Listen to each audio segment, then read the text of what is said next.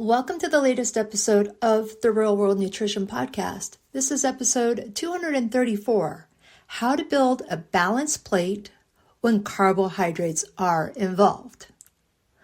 Hi everyone, welcome back to another episode of Real World Nutrition. And once again, I am talking about carbohydrates.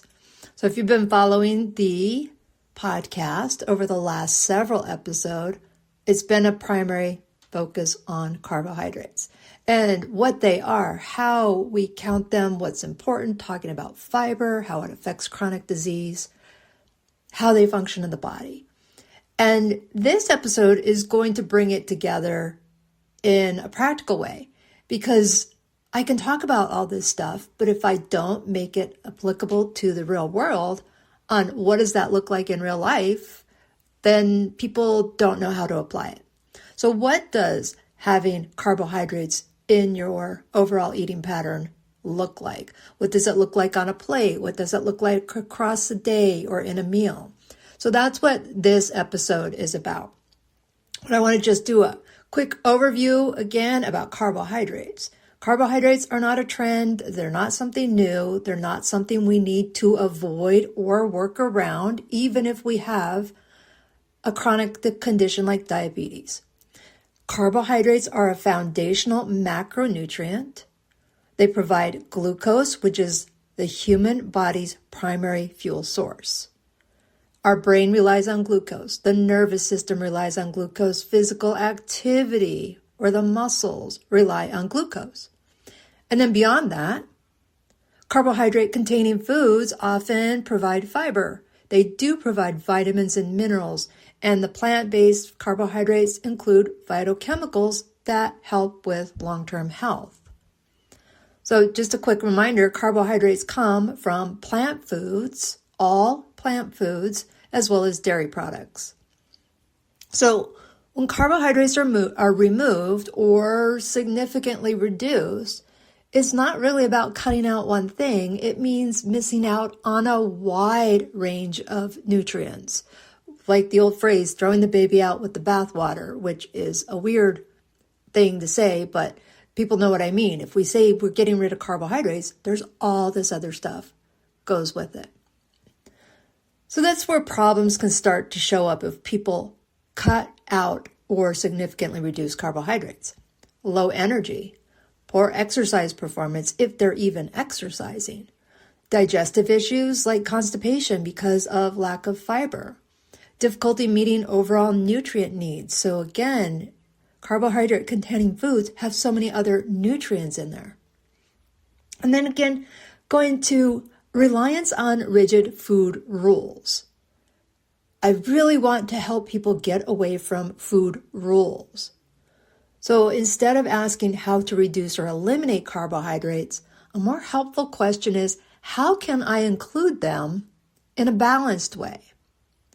So I want to talk about that. Now, when looking at recommendations for carbohydrates, ideally, carbohydrates should make up about 45 to 65% of total energy intake. So about half, so 45 to 65 or about half our calories or energy should come from carbohydrates. Now, that may seem high to people, but let me back up a bit. That's a range, and that exists because nutrition is not a one-size-fits-all. Now, that range could vary based on day to day, but it can also based on person to person, based on overall activity level, preferences, overall intake, and other health considerations. I'm going to bring up fiber again. It's another key piece here. General recommendations for carbohydrates are about 25 grams a day for women, 38 grams per day for men, with some flexibility in those numbers because there's another way we calculate it based on overall calorie intake. And fiber plays a role in gut health, blood sugar regulation, cholesterol levels, and satiety. And as I said in the fiber episode, it's one of the most consistently underconsumed nutrients, at least in the American diet. And then sugar, the added sugars. So the recommendation is to keep added sugars to less than 10% of total calories. And again, people might see or think that's a high amount, which depends on who you are. But again, the typical American diet is far greater than that 10%. So all of this is where we need to clarify and get some things clear that often get confused. So sugars, natural sugar and added sugar are not the same. And it may seem obvious, but there's plenty of people that I talk to where they think sugar is sugar.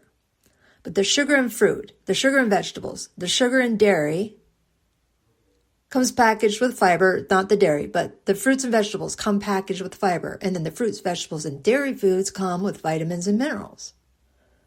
And the dairy foods come with protein. Dairy foods, it's naturally occurring sugar. That's what lactose is, a naturally occurring sugar. So regular old dairy, people go, oh, there's sugar in it. Yeah, we call it lactose. It's okay. Added sugars are the ones that are added during processing or preparation. So that could also include, and I talked about this in a different episode, things like table sugar, honey, maple syrup, and agave are added sugars. When they are added to something, they are added sugars. Even though all of those things come from plants, they are still considered added sugars. So there's not a healthier one. People just do not want to accept that honey is not healthier than table sugar or maple syrup's not healthier than table sugar. They're just different. So the goal is not zero sugar. The goal is balance and not over-consuming those added sugars. So I want to take all of this and make it more practical or realistic. So instead of focusing on numbers, I find it's often more helpful to think in terms of a general daily framework or a blueprint. So across the day, this might look like a few servings of fruit, several servings of vegetables, including high fiber vegetables, grains, with at least half coming from whole grains. Now, I'm not giving an amount here because it varies so much person to person. Protein spread throughout the day, throughout meals and snacks. A lot of people front load or back load, I should say, their protein, primarily it's in their evening meal when it should really is ideal to be spread throughout the day. Then dairy or fortified alternatives, so that would be like soy milk. And then added sugars are present. They're allowed. They're just not dominating. Don't go with that all or nothing mentality. Don't hyper-focus on it. So this isn't about exact numbers or strict tracking. It's about patterns. And that's where things do tend to click for people when I say, let's focus on the overall pattern. They like it, but it still takes practice for some people to not be so rule-abiding and counting things, counting protein, counting carbs, counting fiber, counting calories, counting macros, because this has been a long-term behavior. But I remind people, one food does not define health. One meal does not define health. One day does not define health. What matters is what happens most of the time. And you may have heard of the 80-20 rule. That's not one I really subscribe to because, again, that's like numbers. But I say if you're getting all of those servings of your fruits, your vegetables, your protein, your dairy, minimizing added sugars, getting your whole grains, what is the big deal if you want to have a cookie or some ice cream? It's portions is part of it too. That's a whole other topic. So I want to talk about what this looks like in real life. So a few servings of fruit, vegetables, grains, protein, dairy. What does this look like? So I'm going to give some examples for a general idea. These aren't plans. Just give you an example so you can visualize it. What a day might look like. So breakfast could be something like yogurt with fruit and oats. And I don't care if it's flavored yogurt or not. If you're not going to eat yogurt, if it's plain, that's not helpful. So yogurt with fruit and oats. I love vanilla yogurt because I can put it in all kinds of things. Lunch might be a sandwich on whole grain bread with a side salad. The sandwich having the protein in it, maybe a dairy with a slice of cheese. A snack could be apple with peanut butter.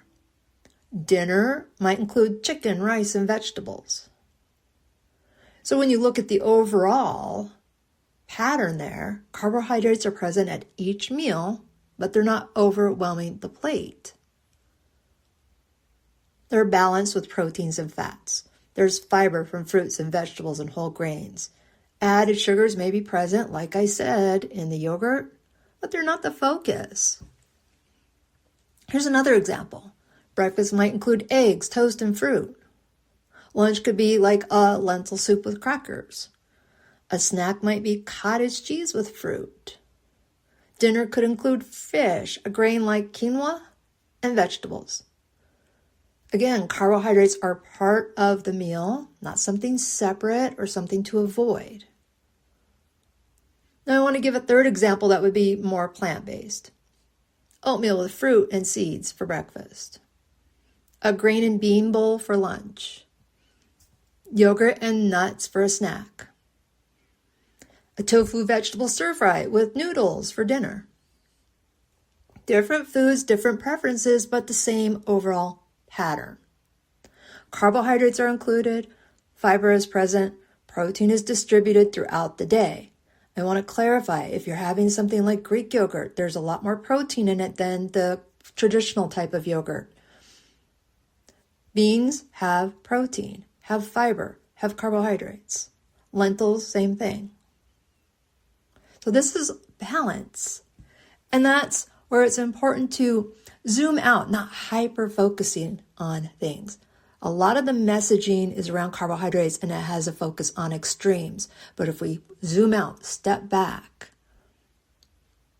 we don't need to avoid them completely or have an over-focus on them. They can fit naturally into meals in real life. They don't need to dominate. They don't need to disappear.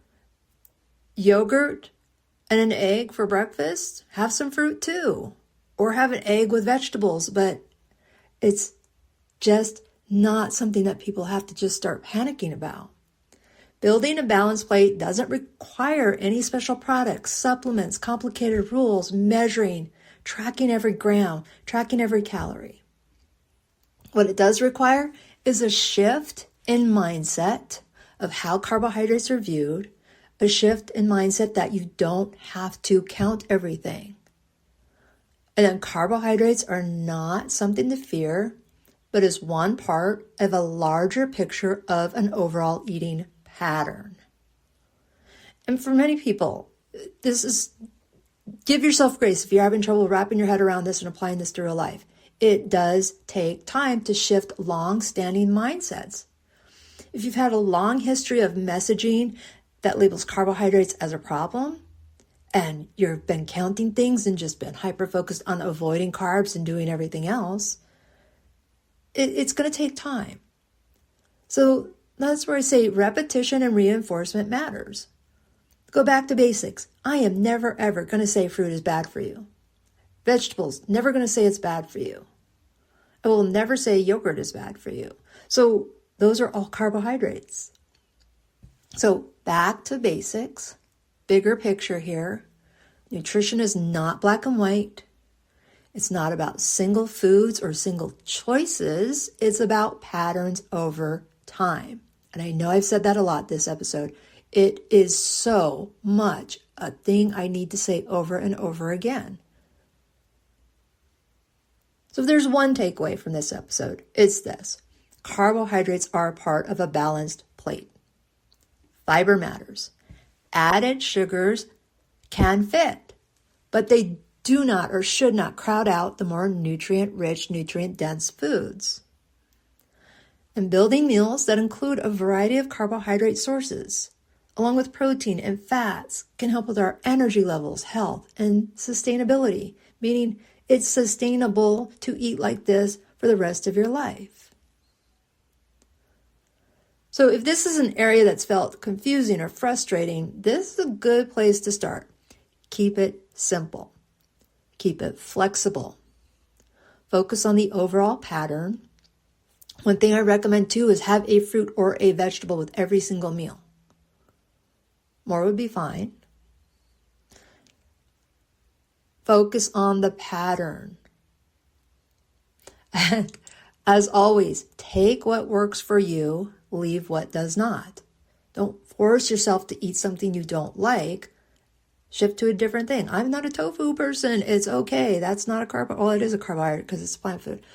I have other ways of getting my protein and carbohydrates into my life. All right. I hope this helped clarify some ways of, bringing the carbohydrates together and how to build a plate, a meal, a pattern for a day that include carbohydrate foods, and that it's really practical for you. And with that, a couple things here is I have a link to the blog that's related to this episode in the show notes. And on that same blog, you'll see at the end, there's a list of all the other blogs I've done about carbohydrates. You can go back into this podcast feed and see the carbohydrate series I've been doing for the last several episodes. If you want to reach out, want to work with me on how to keep reinforcing this, how to work on your own overall eating pattern, helping get rid of some of the mindset that's been stuck and saying you can't eat carbohydrates or you really should avoid them, go ahead and look on the link, or you can go to my website and click on a link for a free 30-minute discovery call to see if working with me is right for you and how, we can work on helping you achieve some goals, some balance, when carbohydrates are included, or anything else you want to have in your life. All right, everyone, that's it for this week's episode. Thanks for listening, and bye for now.